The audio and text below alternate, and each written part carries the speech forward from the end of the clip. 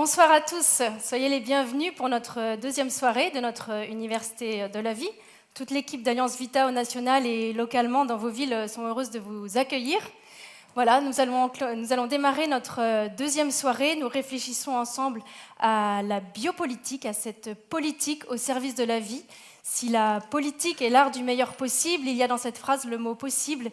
Et nous, si nous avons à cœur de soulever avec vous tous les enjeux biopolitiques majeurs que nous traversons, nous avons aussi envie de partager avec vous tous les possibles, tous les chemins possibles, tout ce que nous pouvons mettre en œuvre ensemble pour changer les choses, car nous sommes plus forts que nous le pensons, et nous pensons vraiment que ce sont souvent les minorités actives qui agissent et qui changent les choses, qui changent le cours de l'histoire, car si on nous fait croire souvent qu'il y aurait un sens de l'histoire, eh bien ensemble, nous croyons vraiment que nous pouvons au contraire redonner plus de sens à notre histoire. La semaine dernière, nous avons réfléchi ensemble à la dignité humaine. Je vais vous faire une brève synthèse de ce que nous avons travaillé ensemble. François-Xavier Pérez nous a invités à réaliser que tous les changements politiques s'opèrent à hauteur d'homme autour de nous, dans nos cadres de vie, et que c'est par des choses simples que nous pouvons vraiment opérer ensemble un tournant culturel en faveur de la vie. Puis notre fil rouge, Martin Stephens, nous a invités, en retournant le problème, à réfléchir ensemble à cette question. Est-ce que je ne perds pas mon humanité quand moi je questionne l'humanité chez quelqu'un d'autre ou quand je la remets en question ? Et puis ensuite, le philosophe Damien Leguet nous a fait réfléchir à la dignité au cœur de la fin de vie. Et la juriste Aude Mirkovic, que nous retrouverons ce soir, nous a fait réfléchir sur l'articulation entre la dignité et le droit, nous faisant bien comprendre que la dignité est l'expression de l'humanité, qu'elle n'est certainement pas attribuée par le droit, et qu'au contraire, si le droit devrait être là pour protéger la dignité des hommes, non pas parce que le droit l'a décidé, mais parce que nous sommes des hommes tout simplement. Puis ensuite, nous avons, avec Tugdual Alderweireld, notre délégué général, travaillé sur les défis biopolitiques autour de la dignité, et ils sont nombreux, il en a évoqué plusieurs, mais il nous a surtout invités à réfléchir ici et maintenant, à ne pas rester dans des constats ou dans des déplorations, mais plutôt à nous engager à agir au quotidien auprès des plus fragiles, sans bien sûr nier ou voilà, toute les complexités des différentes situations. Henri de Sauce, ensuite notre secrétaire général, nous a fait réfléchir à un enjeu biopolitique majeur au sujet dans le cœur de la fin de vie, que sont les directives anticipées, un enjeu sur lequel nous pouvons agir personnellement et collectivement. Et puis, nous avons accueilli notre premier grand témoin, Tanguy Châtel, sociologue, qui nous a partagé son témoignage. Voilà, avec certaines rencontres, il s'est mis à faire de l'accompagnement en fin de vie et il a été saisi au cœur. Ça l'a bouleversé. Il a décidé de se former, de reprendre des études et de changer de travail, soutenu par sa famille, sa femme. Et voilà, il nous a expliqué à quel point accompagner les personnes en fin de vie l'avait finalement rendu plus vivant.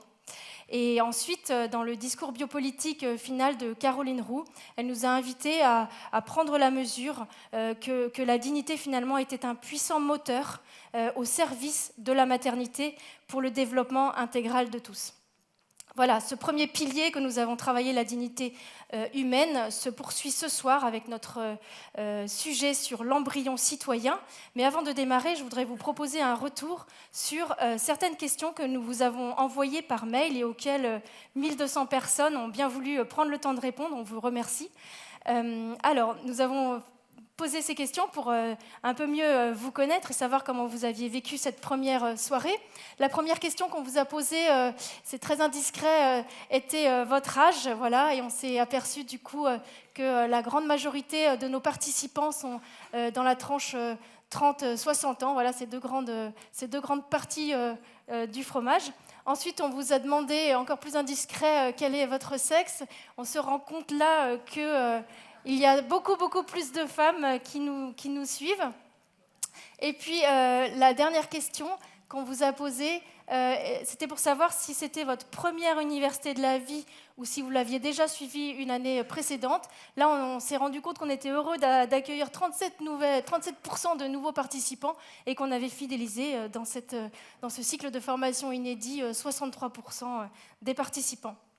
Ensuite, on vous a posé cette question, comment êtes-vous ressortis à l'issue de cette première soirée ? en un mot. Donc c'était un challenge. On a donc fait ce merveilleux nuage de mots et on voit que vous étiez majoritaire. Alors la taille des mots, c'est la quantité de réponses. Hein. Donc très intéressés, heureux, enthousiastes, émerveillés, encouragés, enrichis, motivés, renforcés. Il y a aussi eu beaucoup de fatigués. Certes, c'était très dense, on le reconnaît. Voilà, il y a aussi eu quelques déçus, ça on aimerait savoir pourquoi. Et puis il y avait une personne qui a répondu qu'elle est ressortie plus digne. J'ai trouvé ça merveilleux, on n'a pas pu le mettre parce que ça aurait été trop petit, mais moi ça m'a marqué. Voilà. Et puis on vous a aussi posé une question qui était y a-t-il une catégorie de personnes pour lesquelles vous êtes saisis quant à l'injustice qu'elles peuvent traverser si leur dignité est mal reconnue ou voilà, surtout mal reconnu. Là, nous voyons que c'est le début de vie et la fin de vie qui ressortent le plus. Majoritairement, ce sont les personnes âgées, les embryons, auxquels on peut associer le mot fœtus en dessous, les personnes handicapées également, et puis les malades, les personnes trisomiques, les migrants, les SDF, les mourants, les personnes prostituées, et puis les femmes d'une manière générale. Voilà, nous allons donc maintenant commencer notre deuxième soirée sur l'embryon citoyen. Nous allons vous apporter par différents regards assez différents. Tous ces regards, en fait, nous, notre souhait, c'est d'apporter un nouveau regard d'humanisation sur l'embryon humain, parce que nous pensons voilà, que fonder la biopolitique sur l'embryon, eh bien, finalement, c'est conjuguer la solidarité humaine au futur. Nous allons démarrer avec notre fameux fil rouge, Martin Stephens, par vidéo, qui va venir nous expliquer sa vision en 3 minutes de l'embryon citoyen. C'est un morceau de bravoure. Et il va convoquer à notre réflexion 2 personnalités importantes, Chesterton et Hans Jonas. Chesterton pour l'apport que doivent nous amener les ancêtres. On doit reconnaître notre héritage.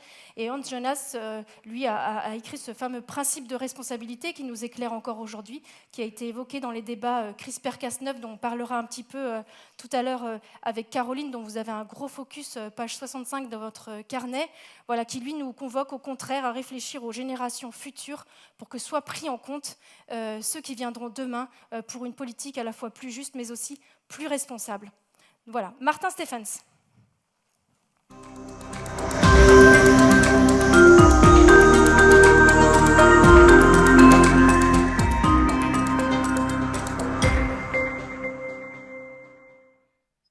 L'embryon citoyen. Philosopher, c'est s'étonner. Ça tombe bien, car on ne peut qu'être surpris par cette étrange accolade, l'embryon, citoyen. Depuis longtemps, on s'entend pour dire que l'embryon n'est pas une personne. Or ce soir, tout à coup, on nous annonce carrément qu'il est citoyen.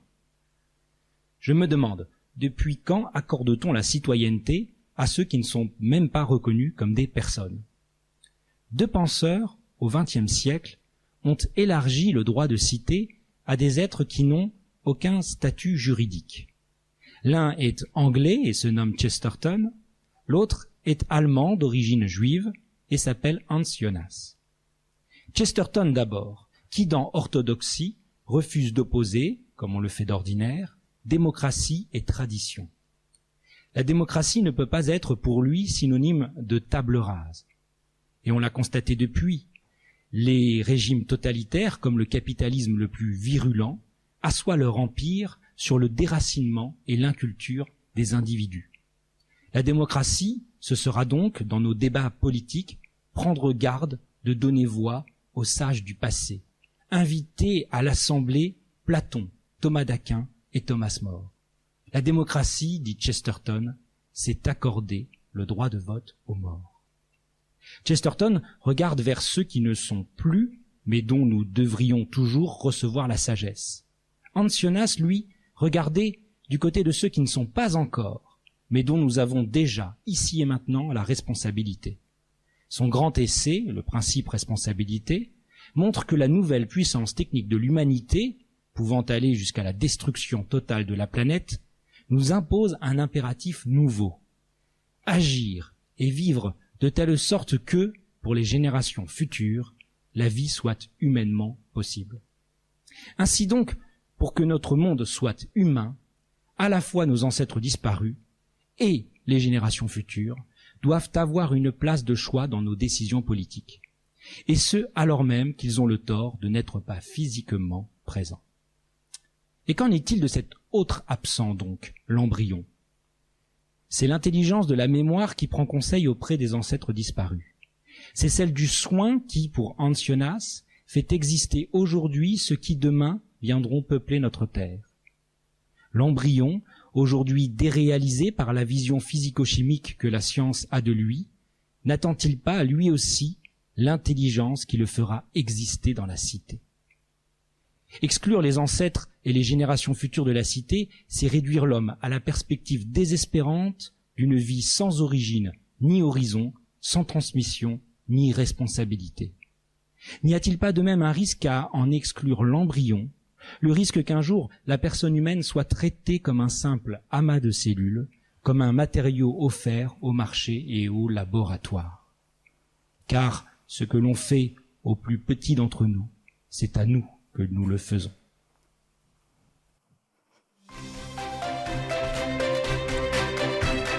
Merci Martin, là où tu es. Voilà, l'embryon attend l'intelligence pour le faire exister au cœur de la cité. C'est tout l'enjeu un peu de notre soirée.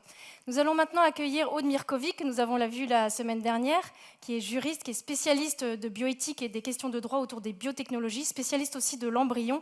Elle vient nous parler ce soir de l'articulation entre le droit et l'embryon. Elle va nous montrer à quel point le statut de l'embryon est incohérent dans notre droit. Aude Mirkovic.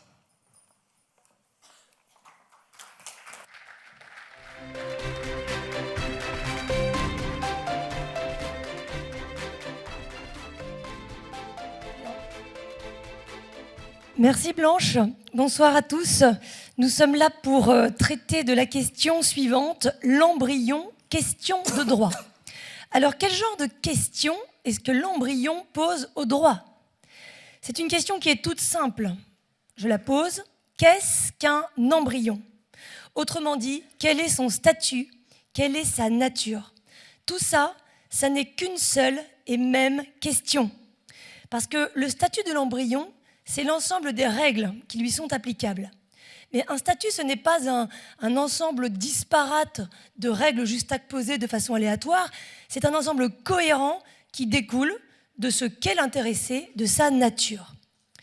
Donc, statut de l'embryon, nature de l'embryon, qu'est-ce qu'un embryon? C'est la même question, et c'est la question que l'embryon pose au droit.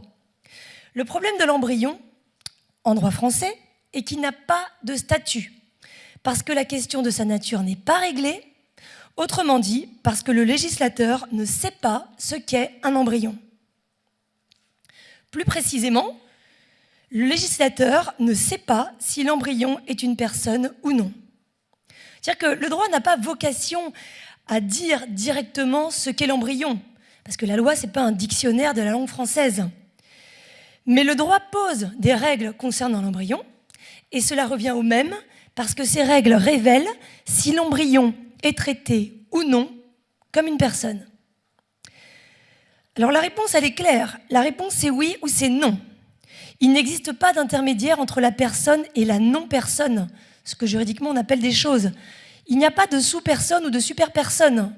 On est une personne, on est autre chose. Donc l'embryon est-il une personne? C'est oui ou c'est non.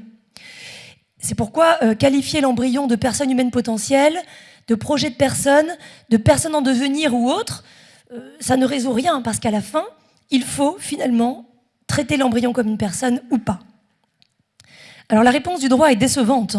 L'embryon n'a pas de statut en droit français, et ce statut n'est pas au programme, parce que tant le législateur que les juges affichent clairement leur volonté de ne pas se prononcer sur la nature de l'embryon. Mais cette tentative de neutralité, elle est illusoire. Le ministre de la Santé l'avait dit dès les premières lois de bioéthique. Je cite, à l'Assemblée nationale, « Cette loi reflètera notre conception de l'homme. Chacun admet que ce n'est pas à la loi de définir la vie. Il est indéniable pourtant que cette loi reflètera notre conception de l'homme. » Quant aux juges, ils ne peuvent pas non plus éviter de se prononcer sur la nature de l'embryon. Par exemple, lorsqu'un accident de la route a blessé une femme enceinte et que le choc a entraîné la mort de l'enfant qu'elle portait, est-ce que le chauffard responsable de l'accident est coupable de blessures involontaires sur la personne de la mère seulement, ou également d'homicide involontaire sur l'embryon? Alors le problème, c'est qu'à défaut d'être abordée de front, eh bien, la question reçoit au cas par cas des solutions contradictoires et incohérentes. Alors, l'incohérence de la loi peut être illustrée par les dispositions relatives à la recherche à l'embryon, qui sont sur le papier assez strictes. On ne peut faire des recherches sur l'embryon que si la recherche ne peut pas être réalisée autrement. On n'a pas le droit de fabriquer des embryons pour la recherche. Il faut utiliser ceux qui avaient été conçus dans le cadre d'une assistance médicale à la procréation, etc. Bon, je n'allonge pas la liste. Or, de deux choses une. Si l'embryon n'est pas une personne, ces conditions sont hors de propos et entravent inutilement l'activité des chercheurs. En revanche, si l'embryon doit être traité comme une personne, ces précautions, si exigeantes soient-elles, sont insuffisantes parce qu'à la fin, l'embryon est sacrifié à la recherche. Donc la loi est incohérente parce que l'embryon n'est traité ni comme une personne, ni comme s'il n'en était pas une. C'est la même chose pour la jurisprudence, qui est incohérente parce que tantôt les juges appliquent à l'embryon les dispositions relatives aux personnes, tantôt ils refusent de le faire. Par exemple, la Cour de cassation dit que l'embryon peut être inscrit à l'état civil, faire l'objet d'un acte d'enfant sans vie, recevoir des prénoms, être inscrit sur le livret de famille, faire l'objet de funérailles. C'est un traitement de personne. Mais la même Cour de cassation juge que l'atteinte involontaire à sa vie n'est pas un homicide. Alors entre nous, qu'est-ce que c'est ? Mystère. Et c'est pas la Cour européenne des droits de l'homme qui va venir en renfort, parce que pour elle, carrément, ce qu'est l'embryon et savoir s'il est une personne ou pas dépend de la marge d'appréciation des États du Conseil de l'Europe. Autrement dit, un embryon peut être une personne dans tel État et cesser de l'être en passant une frontière et vice-versa. Bon alors, on voit que cette volonté de neutralité sur l'embryon déjà est illusoire et qu'en plus elle mène à des contradictions. Alors dans ces conditions, pourquoi refuser de dire ce qu'est l'embryon ? C'est-à-dire que ce n'est pas le rôle premier de la loi, mais enfin ça n'est pas non plus interdit de dire ce qu'est un embryon. Le législateur ne se prononce pas parce qu'il estime que la nature de l'embryon relève du choix personnel, subjectif, et que chacun doit rester libre de faire ce choix. Donc le seul moyen pour trouver une règle commune, c'est de dégager un consensus sur la nature de l'embryon. On ne cherche pas ce qu'est l'embryon, on cherche à se mettre d'accord sur ce qu'il est. Mais un tel consensus est impossible à trouver. Et du coup, on renonce à trancher la question. La dernière loi de bioéthique, la question n'était même plus abordée. Bon, autrement dit, il ne nous reste plus qu'à faire le travail, puisque législateurs et juges l'esquivent. Alors, par où commencer ? Déjà, identifions une fausse route de départ qui mène à la cacophonie actuelle. Le but n'est pas de se mettre d'accord sur ce qu'est l'embryon, le but, c'est de rechercher ce qu'il est. Parce que le consensus, outre le fait qu'il est introuvable, ce n'est pas un objectif suffisant. Si nous sommes tous d'accord sur quelque chose de faux, nous sommes tous dans l'erreur, c'est tout. Donc donner un statut à l'embryon suppose déjà de rechercher ce qu'il est et de renoncer à vouloir le décider. Alors recherchons ensemble ce qu'est un embryon. Éliminons d'abord ce qu'il n'est pas. Et il n'est pas une personne juridique. En effet, la personnalité juridique est attribuée par le droit à la naissance. Mais cela n'empêche pas du tout de qualifier l'embryon de personne, parce que, y compris en droit, la catégorie des personnes ne se réduit pas à celle des sujets de droit. L'exemple historique des esclaves en témoigne. Les esclaves n'étaient pas des personnes juridiques, mais qui prétendra qu'ils n'étaient pas des personnes humaines ? D'ailleurs, une loi de 1833 les désignait sous le terme de personnes non libres, et la Chambre criminelle, dans un célèbre arrêt de 1839, a précisé que cette loi avait formellement rangé les esclaves dans la classe des personnes. Bon, aujourd'hui, en dépit de la confusion qui caractérise la jurisprudence, la Cour de cassation applique de temps en temps le droit des personnes à l'enfant à naître, qui manifestant cette évidence que même aujourd'hui, la personnalité juridique n'est pas le tout, ni même le plus important de la personnalité juridique. Donc un premier pas pour donner à l'embryon le statut qu'il n'a pas consiste à rétablir chacune des personnalités dans son ordre. L'embryon n'a pas la personnalité juridique. J'ai envie de dire oui, merci, on a compris, mais on s'en fiche complètement. Il n'a pas la personnalité juridique, mais cela ne l'empêche pas d'être une personne. Il suffit pour cela d'être une personne humaine, une personne tout court. Alors, est-il une personne humaine ? Partons de ce qui est simple. Pour avoir une personne humaine, il nous faut au minimum un être humain. Et ce premier élément est acquis. Dans le débat actuel, cette donnée de l'embryologie et de la génétique est acquise. L'embryon est un être humain, un individu humain. D'ailleurs, certains égards que le législateur manifeste à l'embryon s'appuient sur son humanité, à commencer par ce qui est le plus visible, le vocabulaire employé. La loi ne parle pas des propriétaires de l'embryon, mais de ses auteurs, et même parfois de ses parents. La loi ne parle pas d'importation et d'exportation, mais de déplacement de l'embryon. L'embryon ne peut pas être donné, ce qui est le vocabulaire du droit des biens, il peut être accueilli, etc., etc. Mais pour autant, cette humanité qui est reconnue à l'embryon ne suffit pas à lui donner un statut cohérent. Parce que le législateur veut bien protéger un petit peu l'embryon, mais pas trop. Parce qu'on ne veut pas renoncer en même temps à les congeler, à les détruire lorsqu'on n'en a plus besoin et à les utiliser pour la recherche. Donc finalement, tout se passe comme si l'humanité de l'embryon pouvait tolérer des atteintes que seule sa qualité de personne permettrait d'éviter. En fait, c'est complètement faux. L'humanité de l'embryon devrait suffire largement. Mais en pratique, malheureusement, ça ne suffit pas.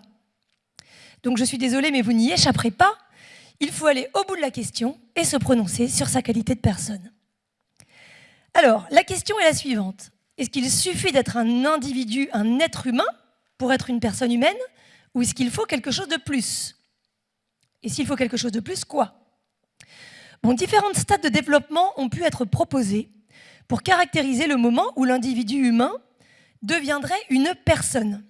L'implantation dans l'utérus, les premiers battements du cœur, la naissance. Je ne poursuis pas la liste, parce qu'aucune de ces étapes n'est significative, en raison de la continuité du développement, qui est linéaire depuis la conception, et se poursuit d'ailleurs toute la vie. Alors plus sérieusement, on peut songer à lier l'émergence de la personne à certains éléments caractéristiques de la personne, que sont, quelle activité rationnelle, la pensée, la conscience de soi ou la relation. Mais cette pensée, cette conscience de soi, cette relation, ce sont des actes de la personne. Et seule une personne peut poser ces actes. Ce n'est pas la pensée qui constitue la personne. Ce n'est que parce que nous avions affaire à une personne que cet être peut penser. Donc, il en va de même d'ailleurs de la conscience de soi ou de la relation. Donc ces actes manifestent le moment où la personne agit comme telle, mais nous, ce qui nous intéresse, c'est le moment où elle existe. Et forcément, elle existe avant de pouvoir agir comme une personne. Alors, finalement, on pourrait se résigner, à défaut de trouver un seuil qui distingue l'être humain et la personne humaine, à choisir un de ces critères. Mais le problème, c'est que ces critères sont impraticables. Si on choisit d'identifier la personne avec l'individu qui pense, quand est-ce qu'il pense?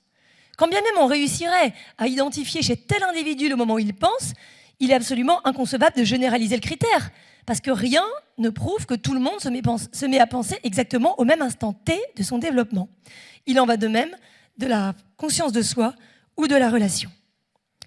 Alors justement, la théorie relationnelle de la personne sous-tend la distinction qui est faite parfois entre les embryons qui font l'objet d'un projet parental et ceux dont les auteurs se sont désintéressés. L'idée, c'est que, incapable d'entrer en relation, l'embryon serait personnalisé en étant inclus passivement dans la relation via le projet parental. Mais comment est-ce que la qualité de personne pourrait dépendre du bon vouloir d'autrui? Il faudrait admettre que tous les embryons, à l'origine, sont des personnes, puisqu'en droit français, ils ne peuvent être conçus qu'en vue de la PMA, donc qu'avec un projet parental. Il faudrait admettre que certains cessent des personnes lorsque leurs auteurs se désintéressent d'eux. Mais que parmi ces embryons, certains pourraient redevenir des personnes lorsqu'ils sont accueillis par un autre couple. Bon, on voit bien que cela n'est absolument pas convaincant. Alors finalement, puisque les critères envisageables pour distinguer l'être humain qui serait seulement un être humain de l'être humain qui serait aussi une personne sont impraticables, déjà ne sont pas cohérents et en plus ils sont inutilisables, impraticables, est-ce qu'il faut vraiment persister à vouloir à tout prix distinguer entre l'être humain et la personne? Je ne répondrai même pas à la question, parce que ça n'est pas du tout nécessaire. Le droit, on pourrait en dire autant de la morale d'ailleurs et de toute science qui prétend indiquer des règles de conduite, mais je m'en tiens au droit. Le droit n'a pas besoin d'une certitude concernant la nature de l'embryon pour dicter la règle de conduite à son égard. Le doute suffit et suffit largement. Le nouveau principe de précaution, comme la vieille vertu de prudence, indique clairement la conduite à tenir. Dans le doute, on ne prend pas le risque de sacrifier une personne. Imaginons l'auteur d'un accident de chasse qui se justifierait ainsi devant un tribunal. J'ai vu quelque chose bouger, je ne savais pas si c'était un animal ou un chasseur, alors dans le doute, j'ai tiré. Cet individu va en prison. Pourtant, il n'a pas voulu tuer une personne. S'il avait su, il n'aurait pas tiré. Mais dans le doute, il a pris le risque de tuer une personne et pour ça, il va en prison. Autrement dit, la seule possibilité que l'embryon soit une personne impose de le traiter comme tel. Sans compter que le stade du doute est quand même largement dépassé et que la raison plaide pour considérer l'embryon comme une personne. Comment un être humain pourrait-il être autre chose qu'une personne humaine ? Il est donc finalement tout à fait possible de donner un statut à l'embryon. Il faut juste le vouloir. Et c'est sans doute cela qui manque à notre Parlement, cette volonté. En conclusion, accepter de rechercher ce qu'est un embryon et renoncer à le décider permet de rétablir la question de l'embryon sur des bases saines. Dire ce qu'est l'embryon, c'est un acte de la raison. Ce n'est pas une décision de la volonté. Il y a tout à gagner à protéger le plus petit des êtres humains comme une personne, quand bien même cela oblige à renoncer parfois à ce qui apparaît comme un avantage immédiat, la recherche, la réalisation des projets d'enfants, etc. En effet, affirmer et mettre en œuvre la solidarité de tous avec le plus fragile dans l'humanité, en l'occurrence l'embryon, consolide le lien social, et c'est pas rien pour le droit, ça. Alors qu'au contraire, mépriser l'embryon fragilise ce lien social au cœur en instillant le doute quant à la valeur de chacun. Et nous sommes tous concernés, parce que si le plus faible est protégé, alors nous sommes tous en sécurité. Chacun se sent protégé. Au contraire, si le plus faible est sacrifié, ne sommes-nous pas tous en danger? Je vous remercie.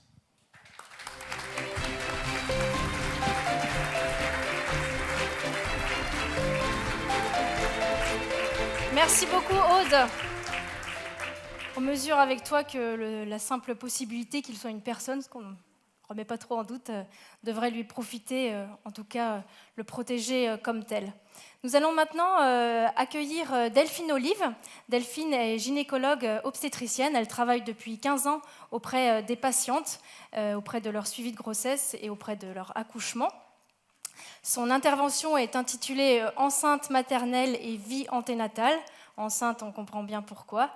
Une enceinte, c'est aussi quelque chose qui protège. Et une enceinte, c'est aussi quelque chose qui permet de monter le son. Eh bien, Delphine, ce soir, vient nous être un petit peu la voix de ces petits patients qu'elle accompagne. Parce que c'est vrai qu'au cours de cette soirée intitulée « L'embryon citoyen », nous avons à cœur de parler de l'embryon, mais bien sûr, nous parlons de l'enfant à naître jusqu'à la naissance. Delphine Olive.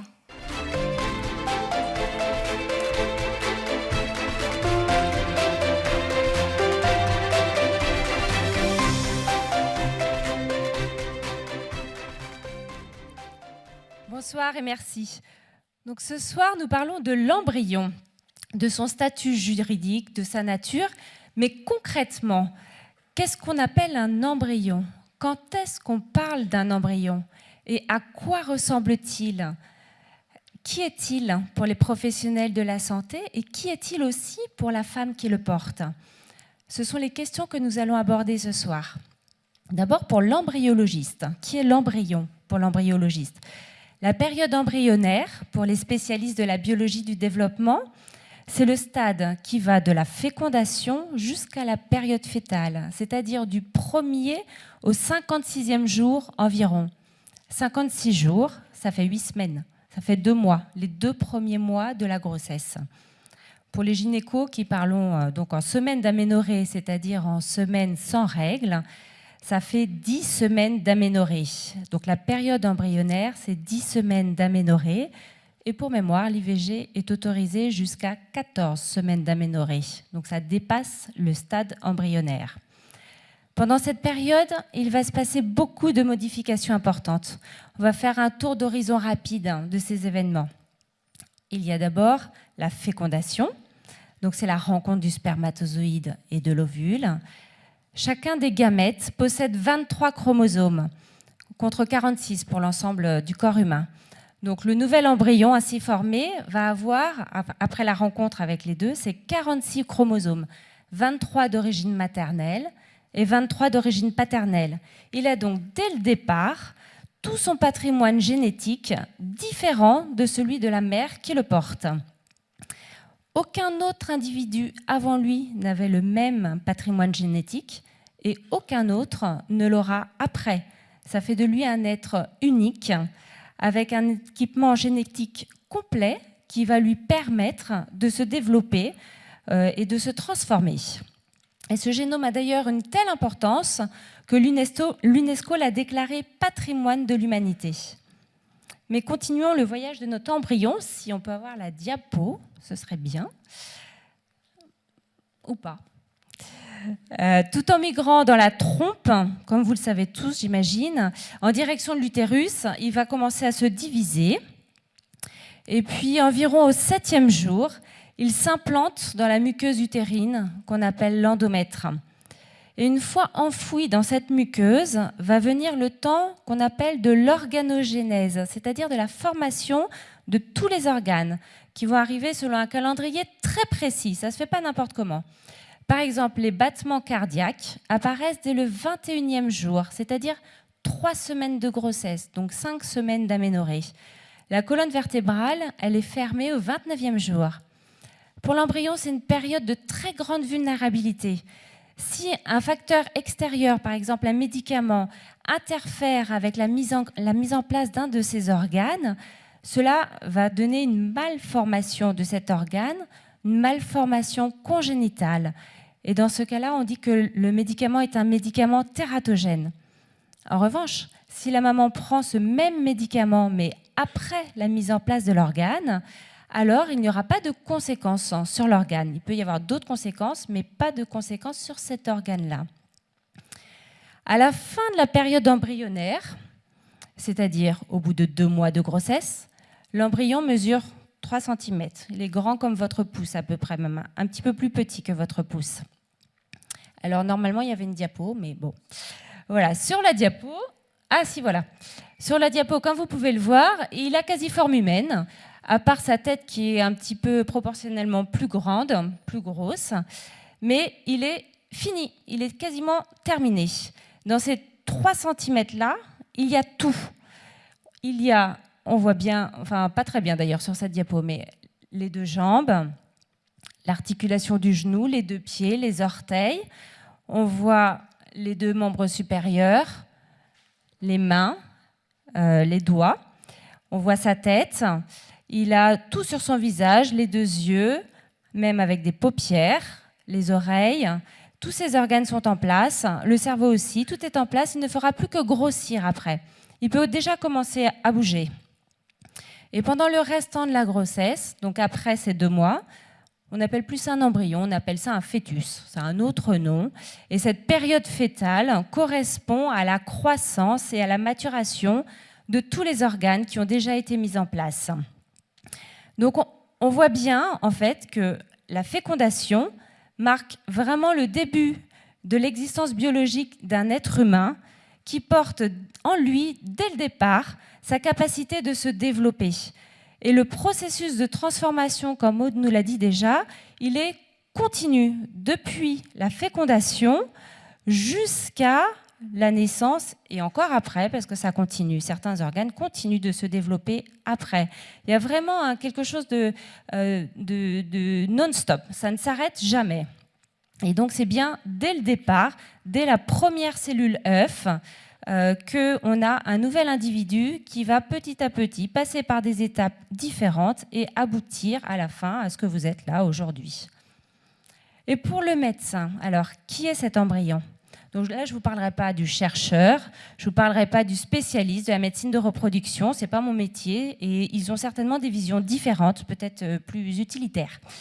Mais pour nous, pour les professionnels de santé qui accompagnent les femmes enceintes, l'embryon est un petit patient. Comme sa maman, on prend soin de sa maman, on prend soin aussi de l'embryon. Il a toute sa place dans le suivi de la grossesse. Et même avant, on pense à lui avant sa conception. Quand la maman fait ce qu'on appelle une consultation préconceptionnelle, on va faire plusieurs choses. On va par exemple adapter un éventuel traitement qu'elle prendrait au long cours et qui pourrait être nocif ou tératogène pour le bébé. Donc on va l'arrêter ou le changer. On va lui donner des conseils hygiéno-diététiques, par exemple arrêter de fumer, de boire, éviter les drogues, tant que faire se peut. Et puis surtout, on va lui prescrire de la vitamine B9, l'acide folique. On sait que quand on le débute un mois avant la grossesse et qu'on le poursuit pendant toute la période embryonnaire, ça favorise la bonne fermeture de la colonne vertébrale. Donc il n'est même pas conçu et le corps médical a déjà le souci de sa santé. Et ensuite, pendant l'évolution de la grossesse, il sera régulièrement examiné sous toutes ses coutures. D'abord, au premier trimestre, il y a souvent une échographie précoce. Elle va permettre d'affiner la date de conception, de nous donner quelques informations, mais surtout de vérifier la vitalité embryonnaire, c'est-à-dire voir son cœur battre à l'échographie. C'est ça que ça veut dire. On ne voit pas l'embryon à l'échographie, on voit, c'est tout petit, 2-3 mm, dès 6 semaines d'aménorrhée, donc à 4 semaines de grossesse, le cœur bat avant, mais à l'écho, on le voit après. On voit 2 petits traits, et puis ça bat, comme ça. On voit rien de plus. C'est tout petit. On voit même pas une forme embryonnaire. C'est assez impressionnant, c'est assez émouvant pour la maman, surtout les parents, qui sentent. Enfin, la maman souvent se sent pas déjà enceinte. Elle n'a pas souvent des signes de grossesse. Et là, elle voit bien. Elle a bien cette réalité qu'il est là. Il est vivant. Il a son cœur qui bat. Le rôle du médecin, c'est bien d'être au service de la vie et de la santé des patients. Ça commence in utero. Et en même temps que le médecin va s'assurer de la bonne santé de la maman pendant la grossesse, il va aussi s'intéresser à la bonne santé de ce petit patient. Et parfois, on va trouver un souci de santé pour lui. Alors, on va s'adapter. On va éventuellement modifier le suivi de la grossesse pour mieux le surveiller. On peut faire des échographies supplémentaires ou un petit peu plus de consultations. Et parfois même, on peut être amené à organiser une naissance prématurée parce que sa santé est en danger in utero. De temps à autre, malheureusement, on va parfois découvrir une anomalie pour laquelle il n'y a pas de traitement à proposer. Et parfois, la maman va faire une interruption de grossesse. C'est assez paradoxal quand même de se dire que le médecin qui est censé être au service de la vie et de la santé de ce patient va peut-être être le même qui va se retrouver à interrompre sa vie, justement. Ça pose question quand même. Et les techniques de dépistage aujourd'hui sont de plus en plus fiables et de plus en plus précoces. Elles arrivent même à un stade où le regard sur l'embryon est encore très déshumanisé. Par exemple, dans le cadre du tri embryonnaire dans une FIV ou du diagnostic préimplantatoire, ou même au début du dépistage de la trisomie 21 qui a lieu au premier trimestre, et pour lequel le médecin a une obligation d'information. Et pour les patientes, qui est-il, ce petit bout ? C'est une évidence vraiment pour la plupart d'entre elles que c'est un être humain. Peut-être pas toujours au début, mais plus la grossesse avance, plus le ventre s'arrondit, plus elles le sentent bouger et moins la question se pose. C'est évident et c'est visible dans l'attente très forte qu'elles ont de le sentir bouger. Normalement, c'est 4 mois. 4 mois, c'est long. Alors si ça tarde un peu, elles s'inquiètent et avec l'échographie, on va pouvoir les rassurer. C'est évident et c'est visible aussi dans la demande fréquente qu'elles ont de connaître le sexe de l'enfant. C'est plus quelque chose d'indéterminé, c'est déjà un petit garçon ou une petite fille. Mais c'est surtout visible dans la détresse d'une femme qui fait une fausse couche, qu'elle soit précoce ou tardive. Spontanément, elle ne va pas dire qu'elle a perdu un amas de cellules, mais un bébé. Elle a bel et bien perdu un bébé. Et pour beaucoup d'entre elles, c'est un deuil, quel que soit le terme de la grossesse. Et l'impact des professionnels de santé est très fort dans cette souffrance-là. Je crois que la meilleure façon qu'on puisse avoir d'aider cette femme et ce couple à traverser cette épreuve va vraiment être le regard qu'on porte sur cet enfant. Si on porte sur lui un regard humain, alors on reconnaît et on accueille la peine de ce couple, parce que c'est normal d'être triste quand on a perdu un être cher. En revanche, si on nie l'humanité de cet enfant, on minimise la souffrance des parents. Il n'y a pas de raison d'être triste quand on a perdu une chose, ou un amas de cellules, ou encore un petit haricot, comme on dit parfois. Donc il faut qu'on fasse très attention aux termes qu'on emploie. Il nous faut beaucoup de délicatesse pour accompagner ces couples. Et il ne faut pas hésiter, surtout quand on a passé le premier trimestre, à parler d'eux comme des parents. J'ai le souvenir très fort d'un couple qui venait malheureusement de perdre leur premier enfant à 4 mois de grossesse. Et ils avaient été extrêmement consolés, malgré la douleur, qu'on puisse dire qu'ils étaient quand même parents de cet enfant. Ils n'avaient pas d'enfants dans leurs bras, cajolés, à ramener à la maison, mais quand même, ils étaient papa et maman, et ça, ils nous avaient vraiment remerciés pour ça. C'était important pour eux. D'ailleurs, c'est pour ça que, comme on l'a dit tout à l'heure, il y a bien des actes d'enfants nés sans vie qui permettent aux parents d'inscrire leur enfant sur les registres de l'état civil, sur le livret de famille, de donner un prénom, c'est important. Je voudrais quand même signaler que dans les services de maternité aujourd'hui, et depuis 10 à 20 ans, il y a quand même une évolution sur le regard porté sur cet embryon. Il y a 15-20 ans, on ne se préoccupait pas trop d'un enfant qui était arrivé trop tôt, qu'il soit né vivant ou mort d'ailleurs. On s'occupait du couple, mais pas trop de cet enfant. Et de nos jours, vraiment, on accompagne la détresse des parents en humanisant cet enfant. On va l'habiller, on va faire des petites empreintes, on va le présenter aux parents, on va faire des photos, on va laisser beaucoup de traces aux parents et ça va beaucoup les aider. On fait même des protocoles de soins palliatifs pour accompagner des nouveau-nés quand c'est nécessaire, quand il n'y a pas de survie longue possible, pour accompagner les courtes vies. Et finalement, c'est bien pour les parents de pouvoir les aider comme ça, mais c'est aussi bien pour les équipes médicales qui accompagnent ces parents. C'est beaucoup mieux vécu que le tabou qu'il y avait avant autour de ces naissances. Et c'est riche de sens pour quelqu'un qui a fait le choix d'être finalement au service de la vie.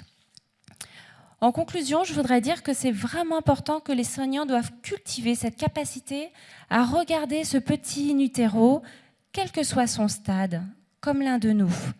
Ce regard respectueux humanise vraiment notre façon de travailler. Ça nous irrigue complètement quand on travaille auprès de ces mamans. Ça déteint sur notre manière d'être, notre manière d'accueillir la future maman et tout le travail qu'on a en équipe. Ça nous met vraiment toute l'équipe sur un plus grand chemin d'humanité, une plus grande bienveillance. Mais le regard qu'on porte sur cet embryon ne s'arrête pas aux soignants, parce que nous sommes tous concernés et tout le monde connaît de près, de loin, une femme enceinte. Donc chacun d'entre nous, je pense, là où il est, à sa façon, avec ses talents, peut être amené à éveiller les consciences et à témoigner de la beauté, de l'humanité de l'embryon. Et alors, quand on respecte le plus fragile d'entre nous, c'est toute la société qui pourra grandir en humanité. Je vous remercie.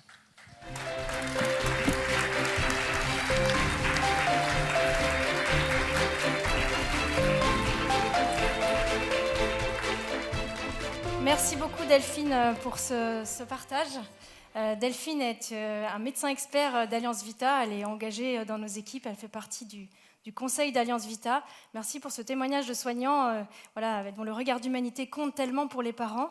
Et je compléterai en disant qu'à l'inverse, des parents qui traversent une grossesse pathologique ou un deuil anténatal, quand ils ont eux aussi des gestes d'humanité par rapport à cet enfant, le corps de cet enfant quand il est perdu, humanise aussi en remontant tous les soignants et toutes les équipes. C'est un mouvement qui circule.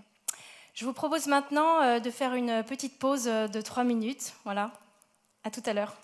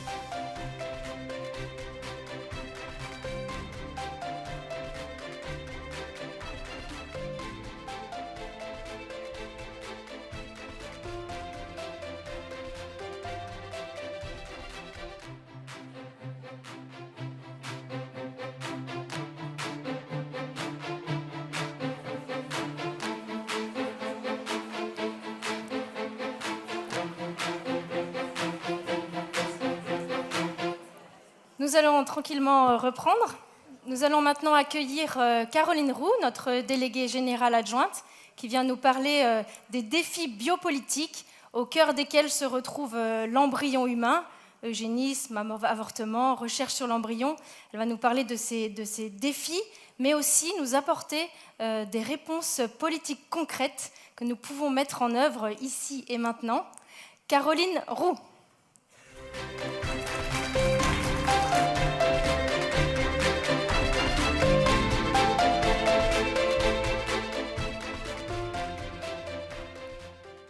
Bonsoir à tous.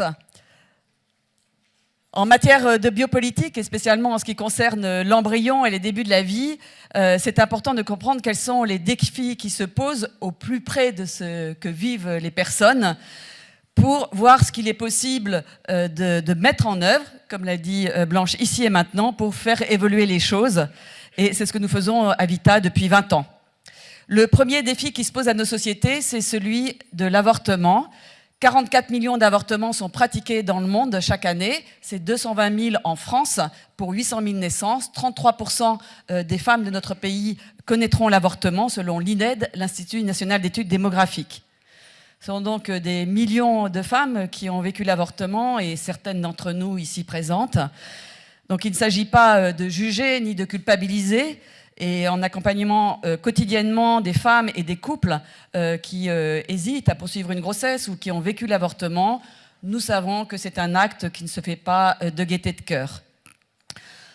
Aujourd'hui, on constate que nos responsables politiques sont loin des réalités que vivent les femmes et enfermés dans des débats d'idées. Et les débats qui ont lieu au moment des primaires de droite, dans le cadre des présidentielles, ont montré que voilà, que ça restait au niveau des idées. Alors l'un a dit que c'était un drame, l'un des candidats, l'autre a reconnu que pour des raisons personnelles, il y était opposé, mais tous deux affirmant qu'il s'agissait d'un droit fondamental des femmes.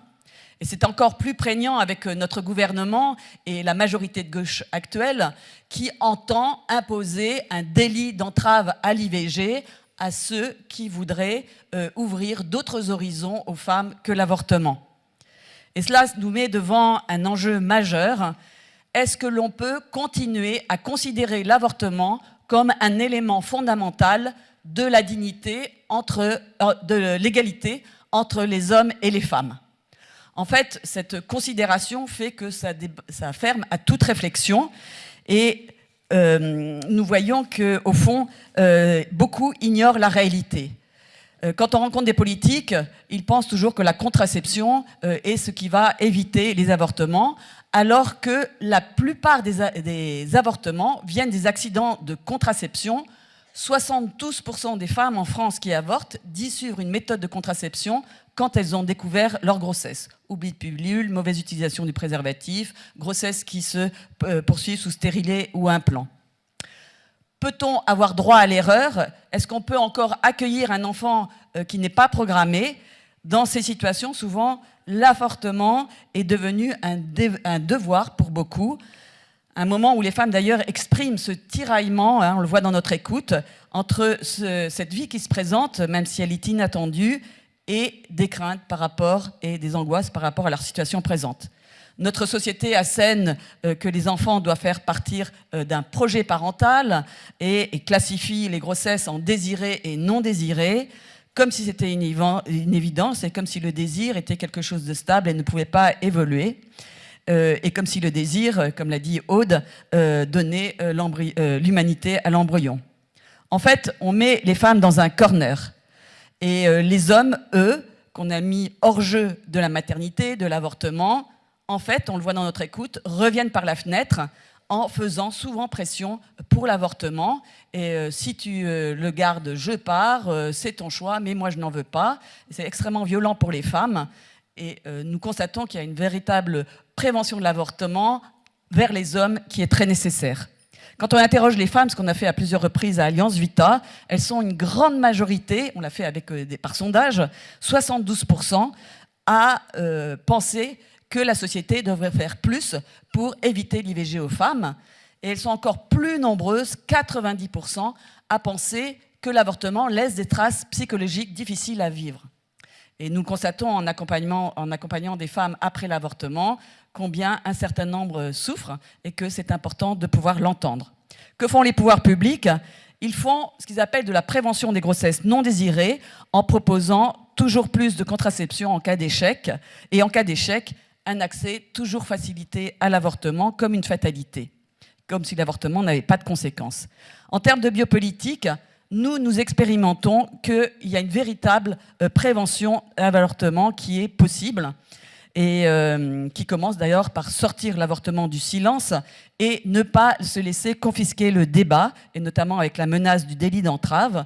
Et à Alliance Vita, nous soutenons pleinement la marche pour la vie qui aura lieu à Paris dimanche prochain.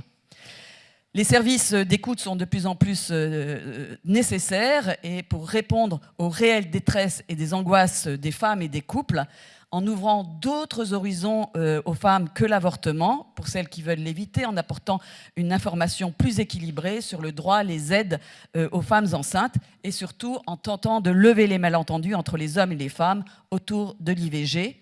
Aujourd'hui aussi, il est nécessaire d'ouvrir à un nouveau féminisme qui intègre la capacité des corps des femmes à la maternité comme une richesse pour leur implication dans la société et le lieu de conciliation et non pas d'opposition avec les hommes.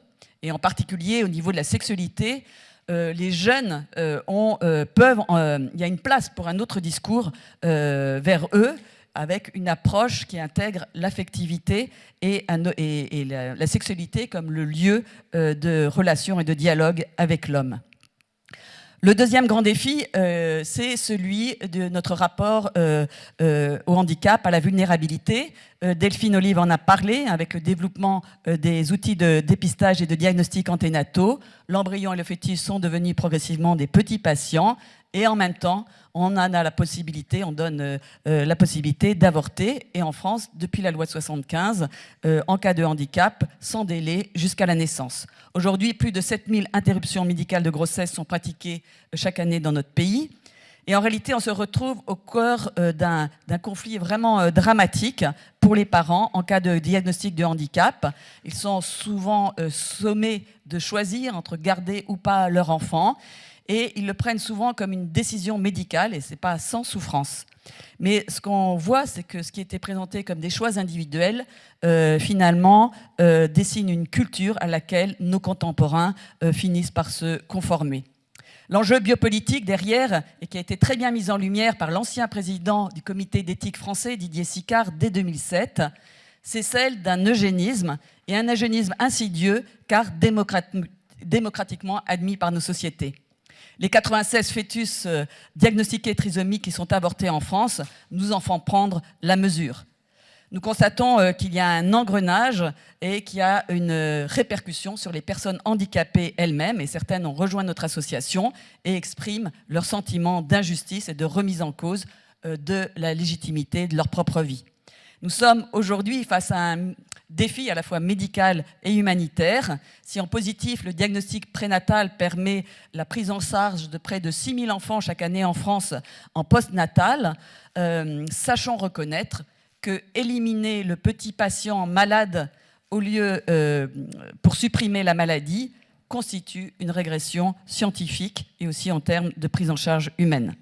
Ce qui se profile dans les prochaines années doit nous alarmer. Aujourd'hui, par une simple prise de sang d'une femme enceinte, on va pouvoir analyser les cellules de l'embryon qui sont présentes dans son sang et analyser les caractéristiques génétiques et chromosomiques. Alors posons-nous la question, est-ce que notre embryon, le nôtre, serait passé au tamis de tels tests? Alors ça nous concerne, mais ça concerne surtout les générations futures. En termes de biopolitique, rappelons-nous que la bataille autour de l'arrêt Perruche, au début des années 2000, où des parents ont accusé un médecin d'avoir donné naissance à leur enfant handicapé plutôt que de l'avoir avorté. Et c'est l'énergie, le courage de parents d'enfants handicapés qui ont été extrêmement blessés par cette accusation et qui ont permis, autour de la Fondation Jérôme Lejeune et du témoignage de notre ancien président, le docteur Xavier Mirabel, père d'une enfant trisomique, et qui ont obtenu que soit inscrit dans la loi française qu'on ne puisse pas considérer comme un préjudice le fait d'être né et d'être né handicapé.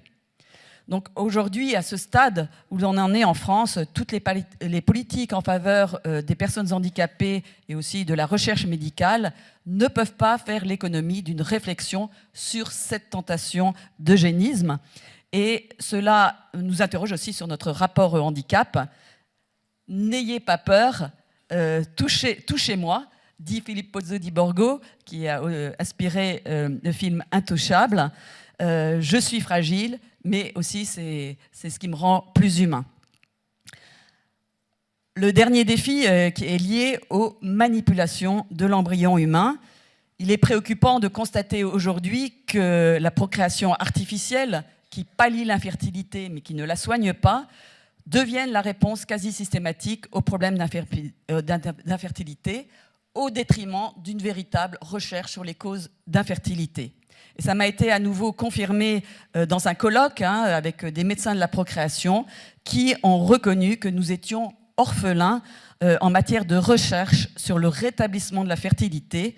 Et c'est notamment inquiétant avec la montée de l'infertilité masculine que l'on observe dans la plupart des pays occidentaux. Ces techniques artificielles ont à la clé des questions humaines, mais aussi des questions éthiques. Elles sont éprouvantes psychologiquement, mais aussi physiquement, et particulièrement pour les femmes. Et on va produire plus d'embryons à chaque cycle de fécondation in vitro que certains parents peuvent accueillir, en tout cas en termes de nombre d'enfants.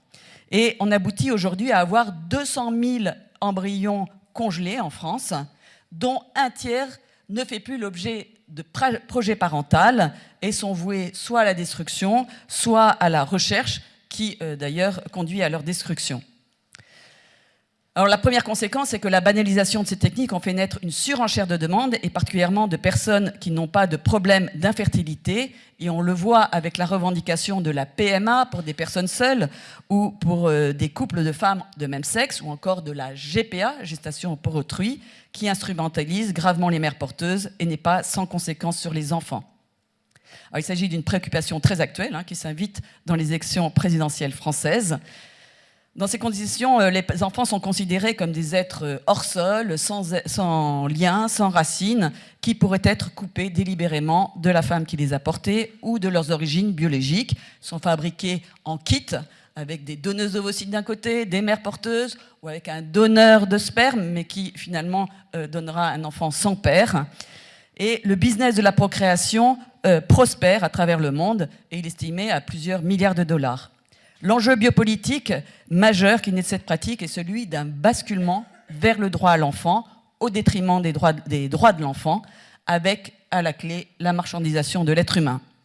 En termes de biopolitique, cela demande d'avoir le courage de frustrer et limiter les désirs des adultes quand ils mettent à mal le droit des enfants. La fascination pour l'embryon par les scientifiques montre combien aussi il appartient à notre humanité, et on atteint aujourd'hui, avec la recherche sur l'embryon, aux racines de la vie, avec le pouvoir d'intervenir sur l'embryon et même de le modifier.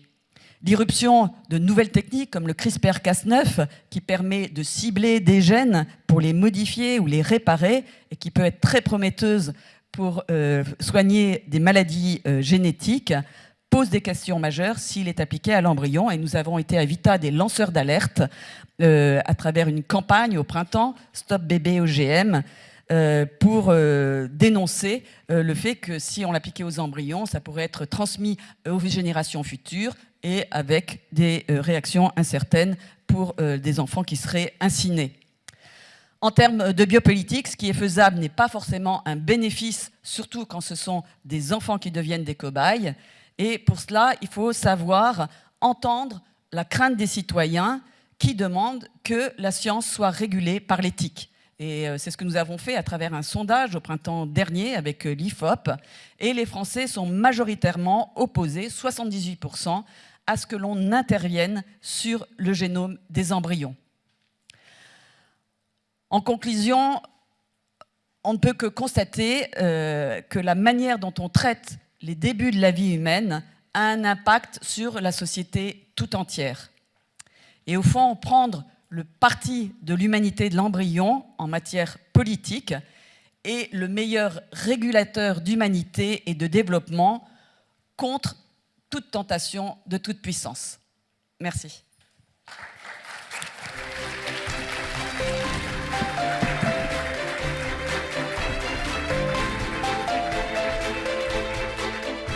Merci beaucoup, Caroline. Nous allons poursuivre notre soirée de formation en vous présentant une campagne biopolitique d'Alliance Vita avec Valérie Boulanger, qui est responsable du service SOS Bébé. C'est une spécialiste de toutes les questions qui touchent à la grossesse et à la maternité. Elle encadre les écoutants qui travaillent dans nos services d'écoute pour apporter des réponses ajustées aux personnes concernées par ces difficultés, par ces souffrances. Valérie, elle est au contact du terrain, auprès de ce que vivent réellement les personnes. Elle rencontre beaucoup de travailleurs sociaux, elle participe à des colloques, elle rencontre des associations. Donc Valérie, par ses synthèses et par son expérience, elle nous fait beaucoup de remontées, de formations, d'informations. Et pour nous, c'est très très précieux. Alliance Vita, ça nous ancre vraiment dans le réel. Valérie Boulanger.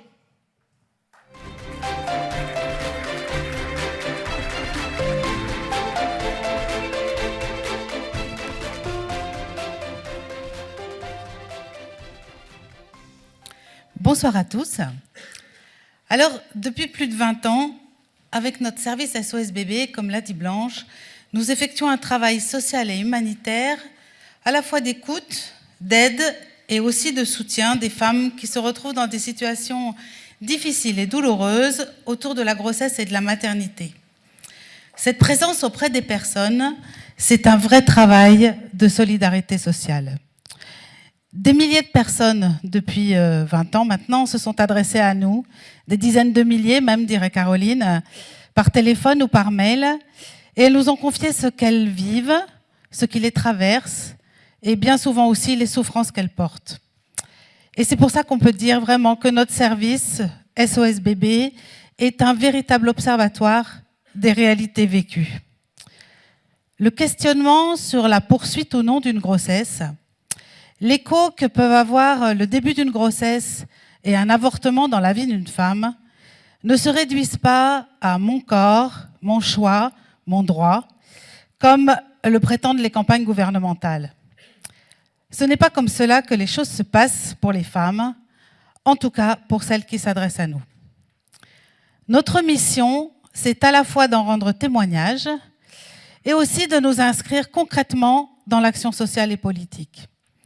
En rendre témoignage pour que la réalité et la vérité soient prises en compte dans une réelle dynamique politique et nous inscrire dans l'action sociale pour ouvrir d'autres possibles.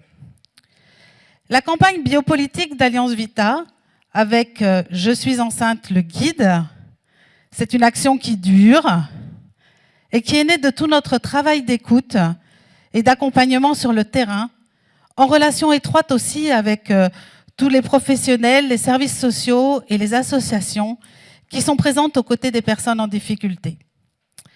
L'avortement s'impose bien souvent, trop souvent, comme une fatalité quand une grossesse arrive dans une situation difficile et en dehors des normes qui sont admises aujourd'hui par notre société.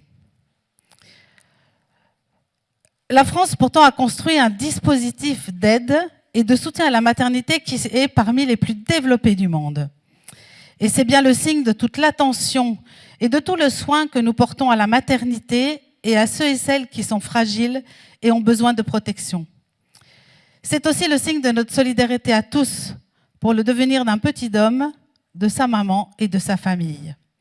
Et pour vous qui écoutez de l'étranger, Je suis enceinte, le guide recense certes ce qui existe en France, mais sa portée et sa dynamique sont universelles.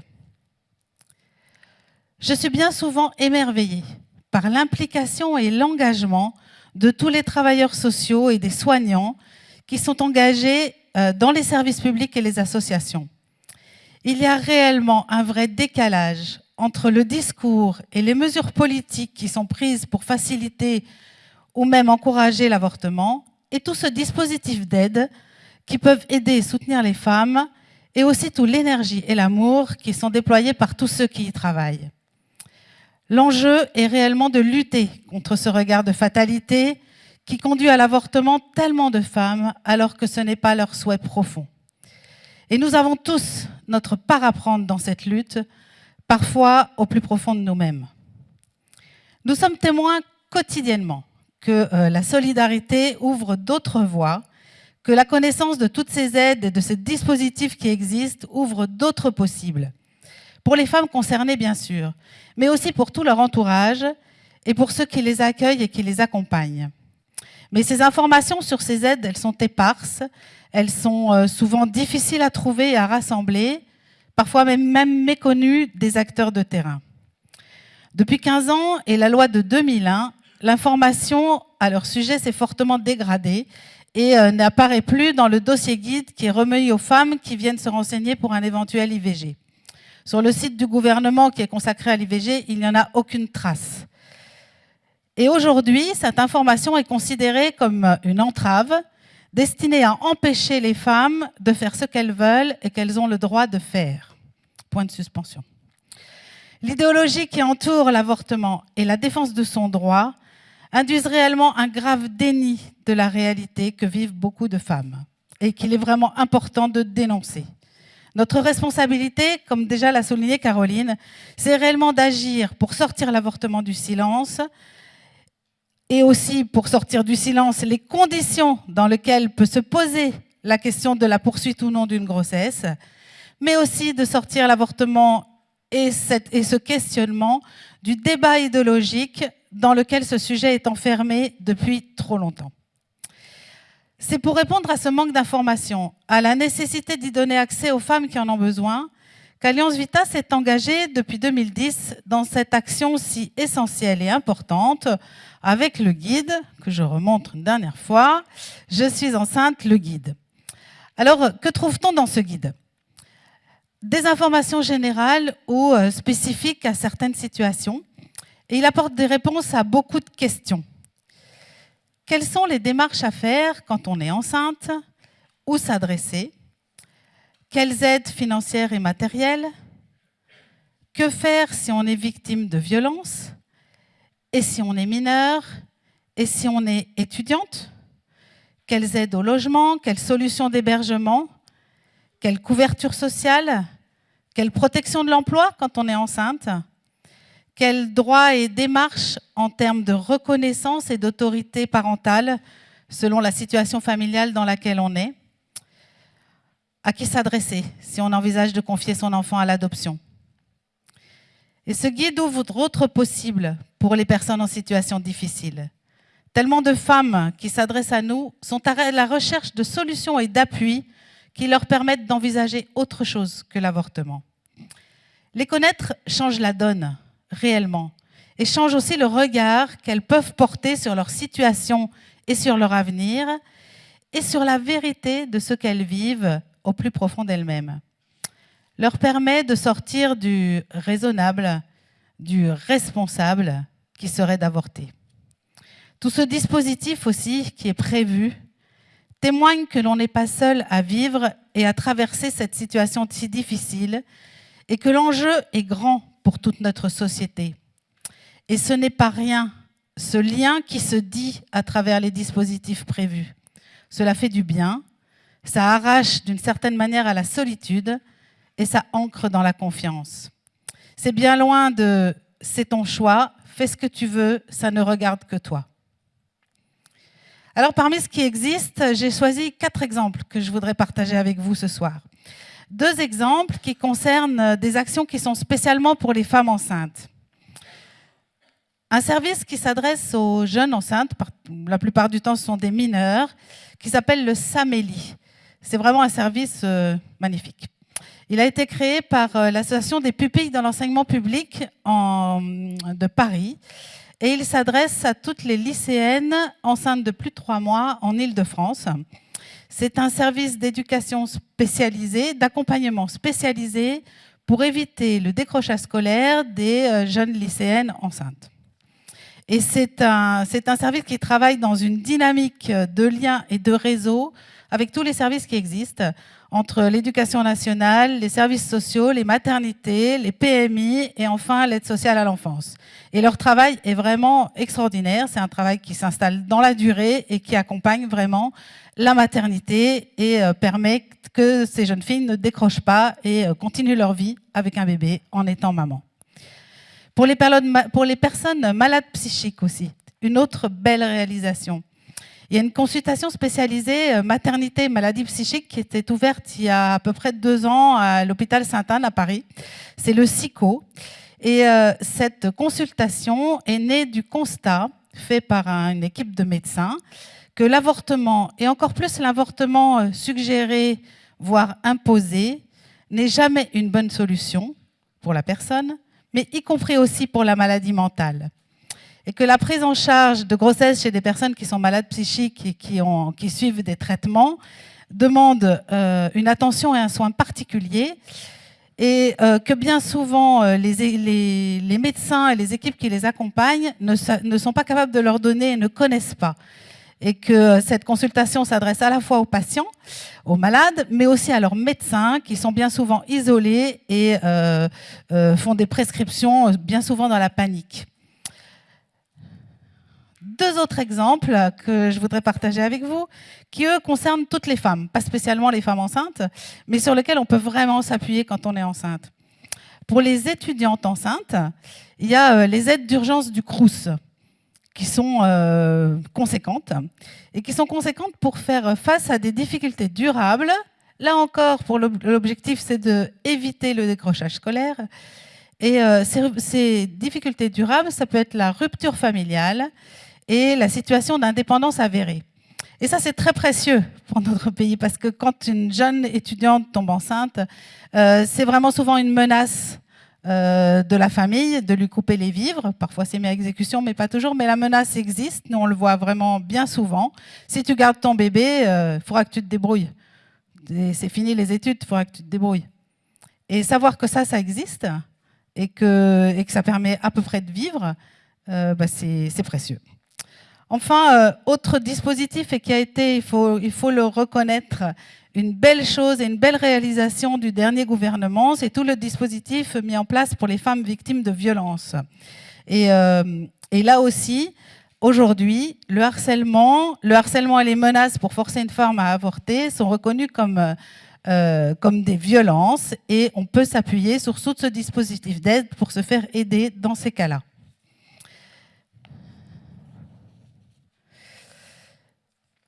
Ce qui me frappe et qui me touche dans mes relations avec les services sociaux et toutes les associations qui sont sur le terrain, c'est tout le dynamisme de bienveillance et de générosité qui est à l'œuvre dans notre pays pour aider les femmes et les familles à faire face aux situations difficiles.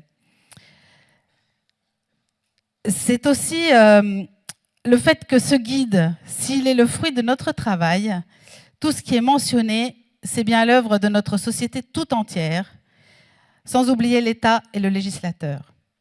Et contempler cela, ça fait du bien aussi parfois. Ce qui me passionne et m'enthousiasme dans cet univers-là, c'est vraiment les ponts à chercher, les ponts à construire, à agrandir, au-delà bien sûr des désaccords incompressibles qu'on a souvent. Mais c'est cette rencontre avec toutes les bonnes volontés qui sont à l'œuvre au service des personnes dans les situations difficiles.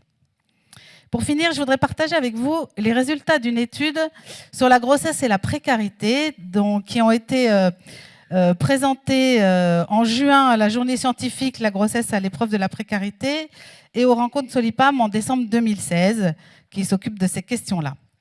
Cette étude, lancée en 2012, suit une cohorte de plus de 10 000 femmes enceintes en précarité en région parisienne, dans le but d'améliorer leur suivi de grossesse et de mieux connaître, pour les prévenir, les risques médicaux pour elles et leurs bébés. Et alors, ce qu'il y a d'extraordinaire dans cette étude, c'est que pour qualifier ces grossesses, les chercheurs se sont trouvés confrontés à une réalité différente de celle à laquelle ils s'attendaient.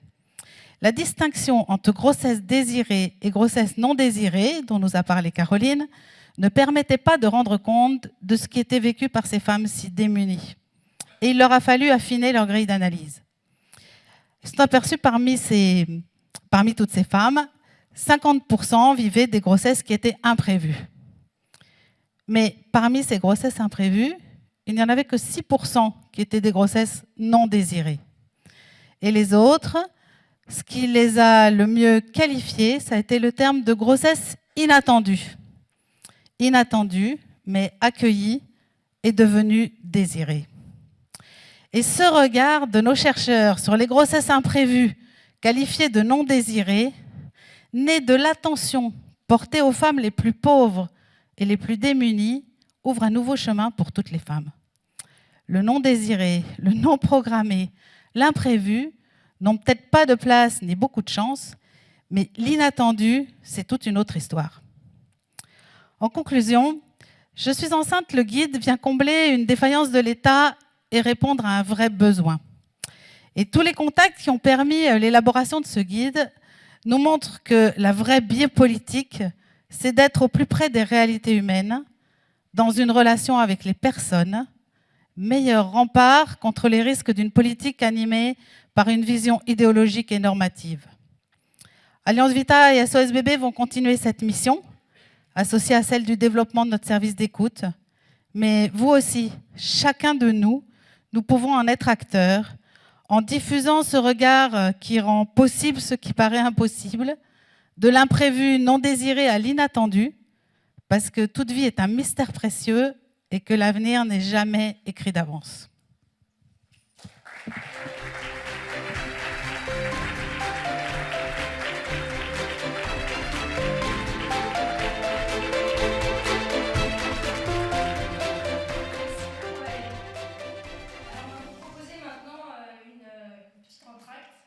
Bande-annonce d'un film comme la semaine dernière. Alors c'est une bande-annonce très drôle, moi j'ai vraiment beaucoup ri en la voyant. C'est comique, mais par contre ça traite d'un sujet vraiment sérieux et qui est justement la grossesse inattendue. Et la prouesse de cette bande-annonce est de nous faire ressentir en un très court temps le cheminement d'une femme et de sa famille confrontée à une grossesse inattendue qui finalement arrive jusqu'à cette transformation de l'inattendu en désiré. Donc cette bande-annonce, c'est le petit locataire, on va le diffuser. À l'issue de cette petite vidéo, nous allons faire une courte pause à nouveau, pendant laquelle on vous propose, voilà, pour travailler quand même un peu, de prendre votre carnet et de réfléchir à ce qui vous a peut-être le plus étonné, le plus impressionné, ce que vous avez vraiment découvert. Prendre le temps de le noter pour vous, parce que c'est vrai que ça permet de se l'approprier. Voilà, à tout à l'heure, bonne vidéo.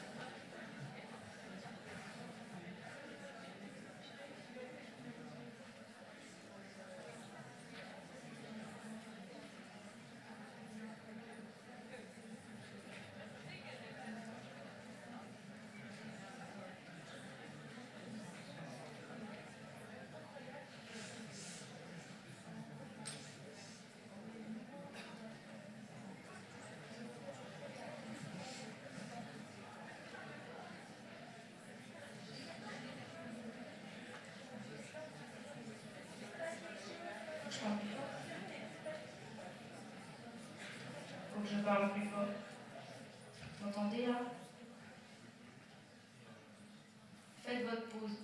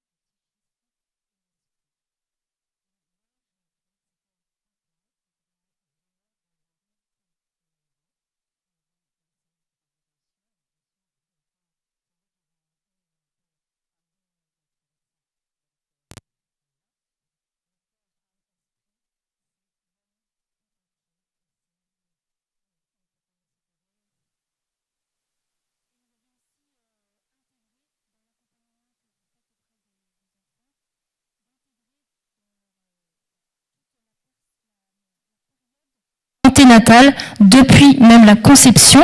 Donc ces questions sont au cœur des accompagnements.